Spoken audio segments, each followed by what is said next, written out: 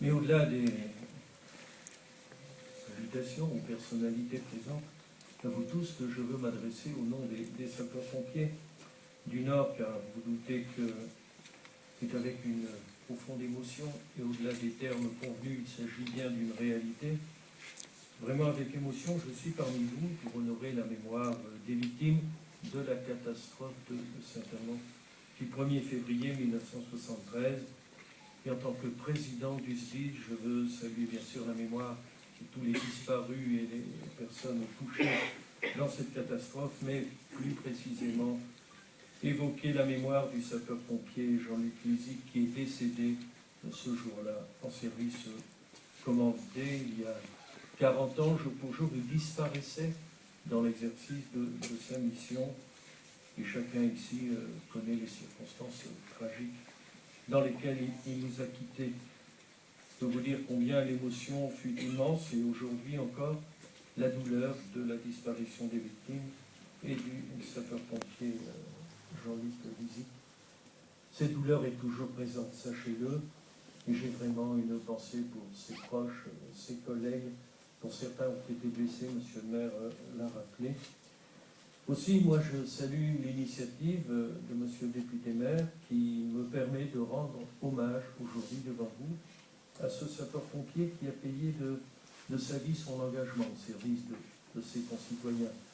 Vous savez, la famille des sapeurs-pompiers est une grande famille où les mots solidarité, fraternité ont une résonance particulière. Chaque membre est indispensable aux autres et la disparition de l'un d'entre eux est fortement ressentie. En tout cas, je sais que les événements qui ont entouré la mort de Jean-Luc Lizy ont laissé une douleur qui ne s'est pas estompée dans le cœur de chaque sapeur-pompier du Nord, puisque c'était la première fois que nous étions confrontés à ce phénomène si violent d'explosion de matières inflammables. Le maire de Saint-Amand, cher Alain Bouquet, a relaté le déroulement de la catastrophe qui a si durement frappé une population saint-amandinoise qui participait, qui vivait paisiblement dans ce quartier de Saint-Amand en quelques instants. Tout fut bruit, fureur, flamme, désolation. Les photos que nous avons vues de ces quartiers dévastés montrent bien l'intensité encore du désastre vécu en ces moments. Sachez qu'en 1973, j'étais moi-même sapeur-pompier volontaire au centre de secours de Los, et j'ai fait partie de la délégation présente lors des obsèques de notre camarade. Je le redis, l'émotion fut intense. Aujourd'hui encore, la douleur est toujours présente.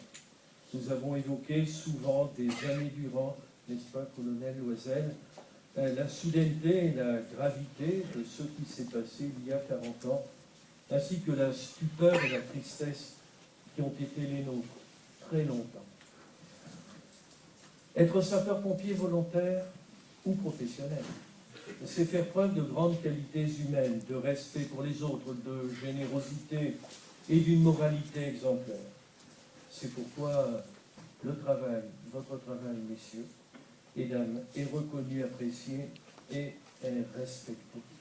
Et donc je veux rendre hommage à ces hommes et ces femmes qui ont choisi d'être sapeurs-pompiers, souvent depuis leur plus jeune âge, par conviction, par tradition familiale, comme le chef de centre de Saint-Amand, en tout cas, sur un simple appel. Eh bien, ils n'hésitent pas à se rendre en intervention sans toujours connaître le péril qui les attend. Pour cette abnégation, il faut les en remercier. En de telles circonstances, eh bien, cela semble naturel, mais bien peu que de rendre hommage à leur courage, à leur sens du devoir.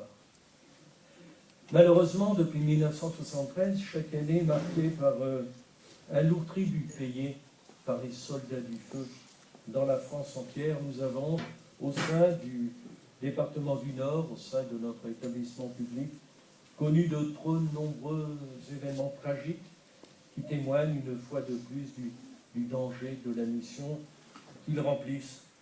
Pourquoi je tiens ici à exprimer vraiment ma solidarité avec l'ensemble des sapeurs-pompiers et avec l'ensemble de leurs proches. Je souhaite vraiment que cette année 2013 et celles qui suivent épargnent, en tout cas, les femmes et les hommes qui se sont engagés dans ce combat quotidien en étant sapeurs-pompiers pour sauver des vies. Je vous remercie.